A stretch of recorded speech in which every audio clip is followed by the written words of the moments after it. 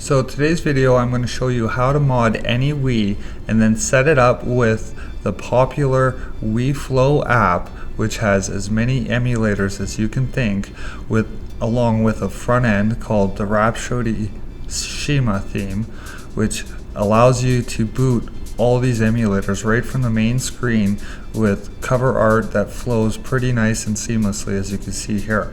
I've got all the links in the description below, along with links to a hard drive enclosure and a 2 terabyte drive that I know works in over 30 different ways, so it'll probably work for yours as well. Now, you don't need to have an external hard drive, but it'll definitely add storage if you have a large collection. So we're going to start off with formatting our Wii, which we can do by going to the Wii options and then Wii settings. We'll also see in the top right corner that it's already at system 4.3U, which it needs to be. If not, just update your Wii to 4.3. Ours is already, so we'll go straight to formatting. Now, you don't need to format, but I find it makes your Wii nice and clean. Now, I'm going to skip the steps where it asks you to set up a username and all that, and we're going to go straight to the modding process. So we're going to go back to the Wii options and then Wii settings, and we're going to scroll over and we're going to connect to the internet. So I'm going to connect to my Wi-Fi port. Most routers work, but I found that there was a couple brands that didn't work. I can't remember which ones, but you shouldn't have an issue. Say no to updating, and then we're going to go back, and in the internet tab we're going to go to console information and write down the MAC address. We'll jump to our computer and we're going to format a SD card to FAT32. Now, I have a 64 gigabyte SD card, so my computer won't let me format it right off the bat. So if you go into the programs that we downloaded and look for the Wii Backup Manager, you extract that to your desktop, and then you could run that as administrator. So as you can see here, I've extracted it, and then I'm going to work from my desktop, so I'm going to drag and drop. I'll open it up. Now, I have a 64-bit drive, and I'm pretty sure you do too. So run the 64-bit version, go to Tools and Format. Make sure you select the right drive and format it to FAT32 with 32 kilobyte sectors. Now, once this is done, we're going to close this all up.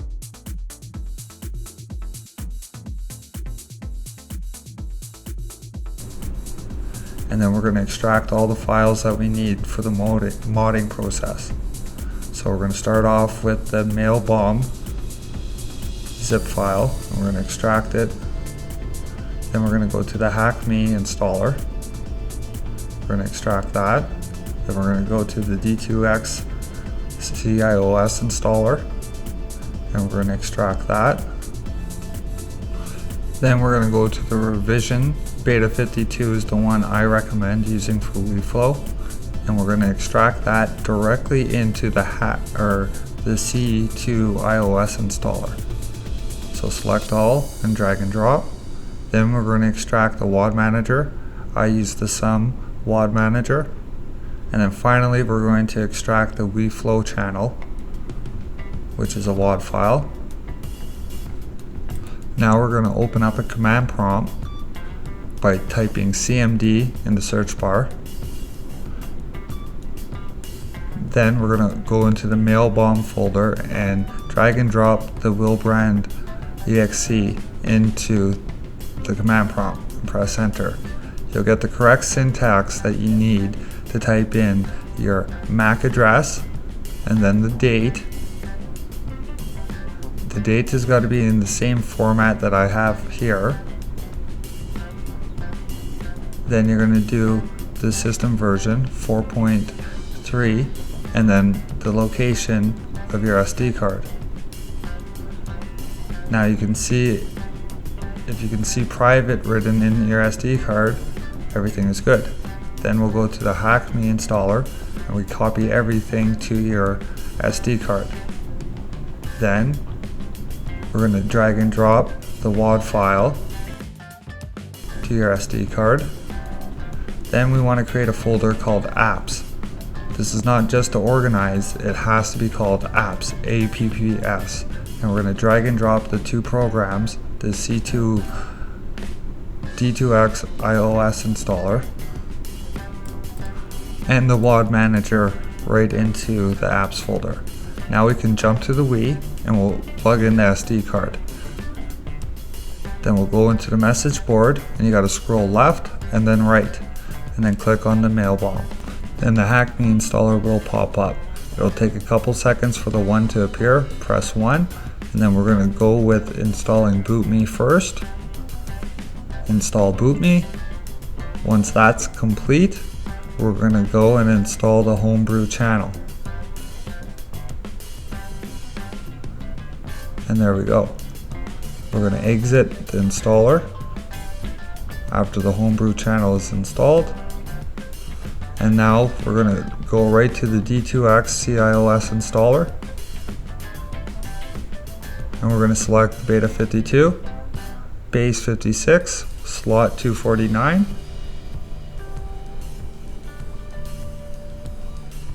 Once that's complete, we're then going to go choose base 57, slot 50.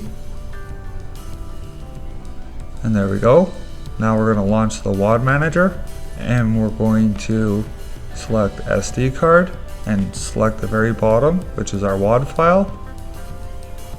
And we're going to install, which is the WiiFlow channel. And there we go. Now our Wii is fully modded. We're going to jump back to our computer and get the WiiFlow SD card set up. So I usually start off by formatting my SD card again to FAT32, 32 kilobyte sector size, but you don't have to, you can just delete everything off it. I'm going to open up the WiiFlow and extract both WiiFlow and the apps file folders right to the SD card. This is the base application and you can update it to the latest version. Then I'm going to extract the snapshots. This isn't necessary, but it definitely adds to the whole smoothness of the theme Rhapsodii Shima afterwards. This will take a while. It took over an hour on my computer, so we'll just fast forward that. And then we're going to go to extracting the database. If you get prompted about same files, just always overwrite. So again, same thing with the database, it's not necessary, everything will run if you skip this step.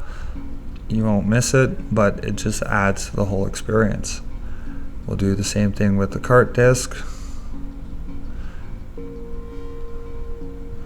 Overwrite everything. Now, there is a newer version of the Rhapsodii Shima theme, but I find the version before that has more emulators that work right out the box. So we're going to go with the old version, which we have to use the danimal master pack, which is all the emulators. So we're going to copy everything that was in the SD folder right to our SD card. Everything inside the folder, do not copy the SD folder itself. And finally, we're going to extract the Rhapsodii Shima theme. Again, I'm going to use the earlier version because I've had more success with this version than the newer one. And we're going to overwrite every file that it asks you to. Now WiiFlow is pretty much set up. I've also noticed that Nintendont doesn't work right off the bat. So we're going to update that, which is a little complicated.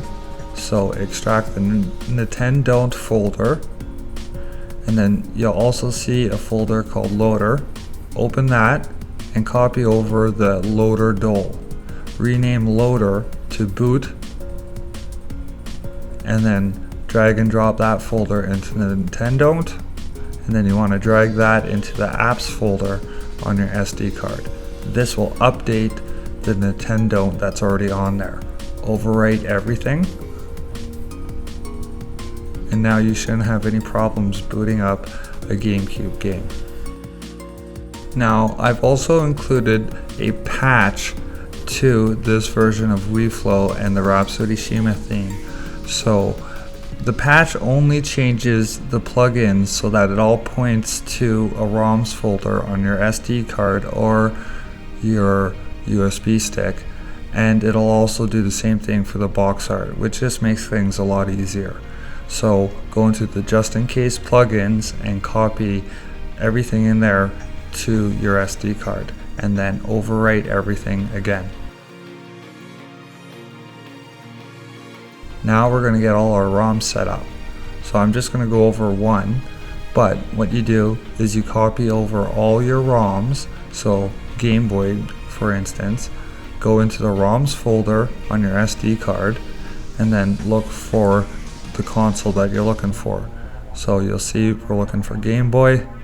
We'll scroll down to Game Boy and then just copy all your ROMs into there. Now, it's better not to have them in zip format.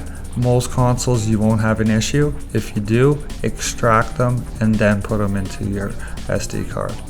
Now for the cover art, what you want to do is extract the Fuzzyrename program and then go to wherever you keep your cover art. Now WiiFlow is picky for the kind of format, so I'll include a link in the format to a good post that has a lot of good cover art that you hopefully can use. So the easiest way I found is to leave the cover art folder that you have open, and then the folder where all your ROMs are that you're using, in this case it's GameCube, and then you're also going to want to go over to your SD card, open the WiiFlow folder and navigate to box art. Then you're also going to go to my JustinCasePlugins, go into the ROMs folder and copy everything over into the box art, because I've made it the same, which just again makes things easier. So now that you got that all copied over, go down to Game Boy. We got our box art.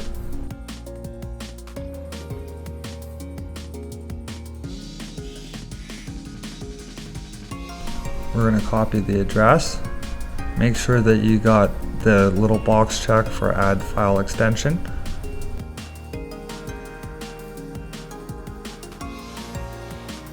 We're going to copy the address for where we get our ROMs, which is on our SD card. And then it's going to ask you where you want to put it, which is in our box art. Now if you got a lot of ROMs, keep these three folders open, and then you could slightly change it and copy and paste. And you can see it's copying it right over to the WiiFlow folder and cover art. Now it says it's not responding, but it actually is. Just wait till the program closes and you're good, or the window closes, and that's pretty much it. Now if you want to save time on the first boot that WiiFlow does, you go and extract the WFC convid folder. You want to open up command prompt, but you have to run it as administrator this time. Then you're going to copy and paste wherever the WFC folder is, and then you want to type WFC_COVID-exe, press enter. Now it'll ask you where your SD card and your WiiFlow folder is. So just copy and paste that directory in, and this will make a WFC catch file in your WiiFlow folder. This just makes booting up the first time WiiFlow a lot quicker, because if you have a large collection, this could take a very long time. Then we're going to want to get things set up. If you got a GameCube collection, the folder structure is pretty picky for it to download cover art. So what we're going to do is we're going to download Cygwin, which is a program that allows you to run Linux shell programs on your Windows computer, and then we're going to install the WIT program. So once Cygwin installs using the basic settings, we're going to open up WIT and install that. Hopefully everything works for you. Restart your computer. I'm going to skip that step here, but you should restart your computer. If it doesn't work, that's the reason why. You need to restart your computer. So I'm going to navigate to my GameCube collection. Now we're going to organize it a bit, so I'm going to put all the ISOs into one folder. I'm going to use the search bar in File Explorer to do that. If you do an asterisk.iso, it'll look for all the ISOs, select all, and then paste into the main folder. Then we're going to want to separate all the 2-disc games.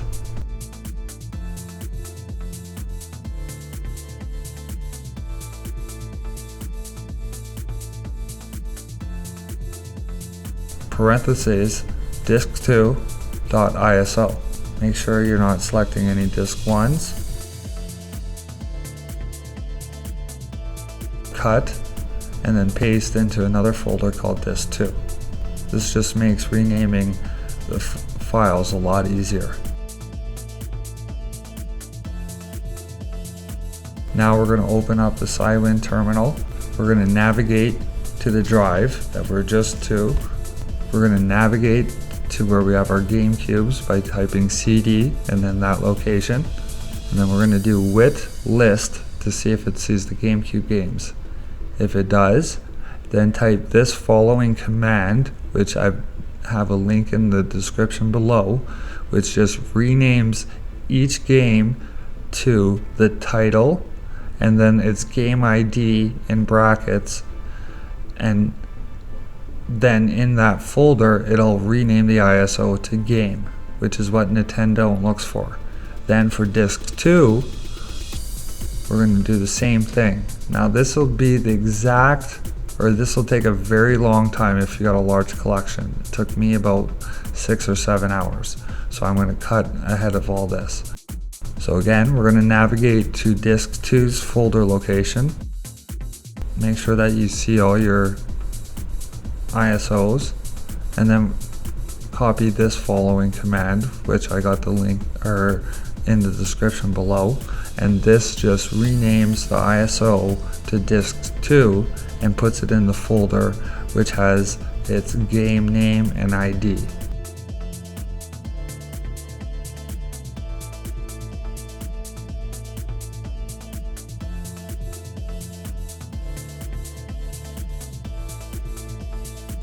So in the end, you're going to have a folder called games in both your original folder where you had your ISOs and also where you have your disk 2. Merge those two folders, and then you can put that either onto your SD card or a USB stick that's formatted to FAT32.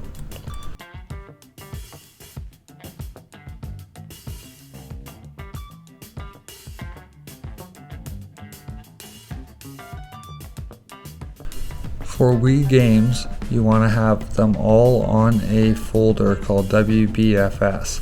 So that could be either on where you have it originally, and you want to have that same on your SD card or your USB stick.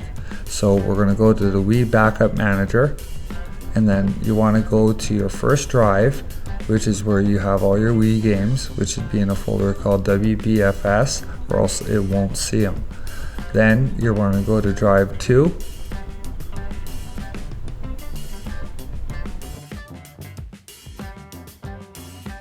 select the games you want, and then transfer. This will take a while if you got a lot of games, but it'll split whatever large files if you have any. Now we're going to jump back to our Wii and test things out. So we'll go right to the WiiFlow. Make sure you have your SD card in, obviously. And then we're going to go to settings. So press the home button, and then you want to go to the second page.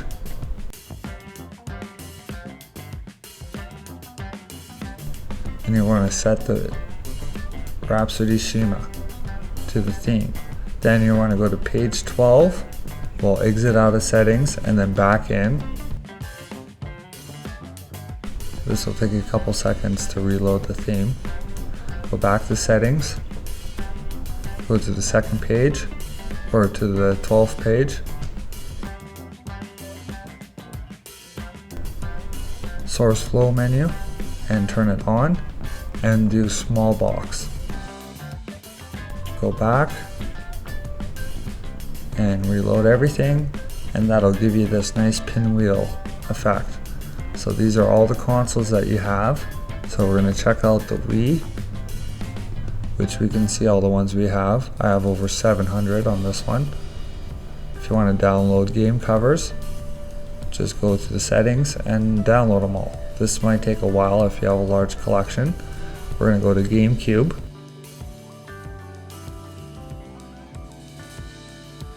So it doesn't see them right now. So we're going to want to make sure it's set to USB 2. Now that it's set there, it can see the games. And again, if you want to have game covers, just download them right from there. So for WiiWare, we're going to want to exit and go back to our computer. If you have any Wii Store games, this is what you want to do. We're going to need the USBloader app. So we're going to go to USBloader and drag and drop the apps folder right to our SD card and plug that right back into our Wii. Load that USBloader up.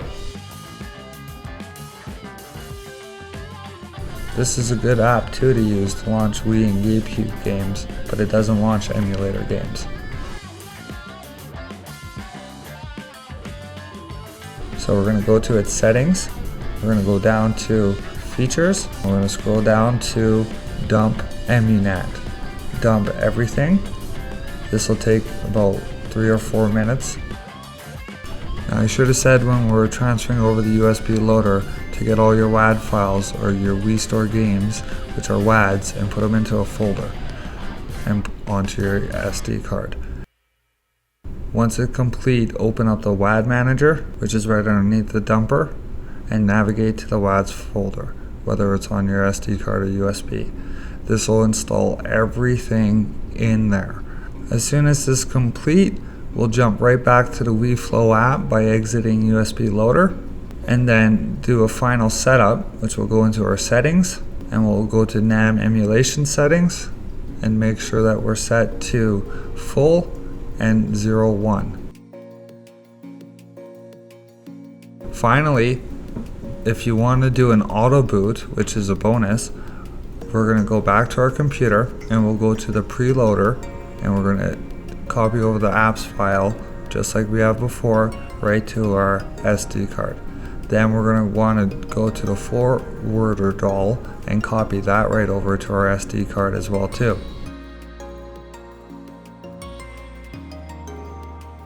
Once that's complete, we're going to jump back to our Wii.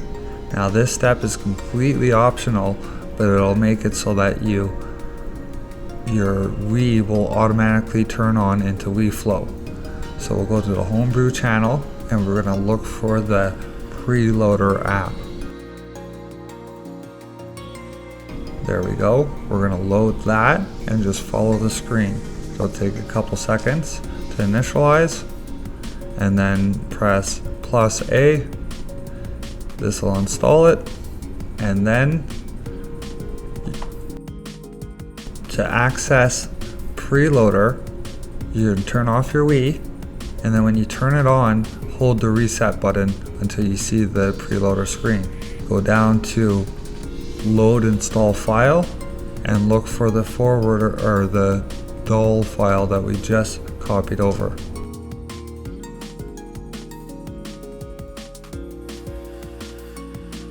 Then we're going to go to settings and change the top one to installed file and save. Now it's set for an auto boot.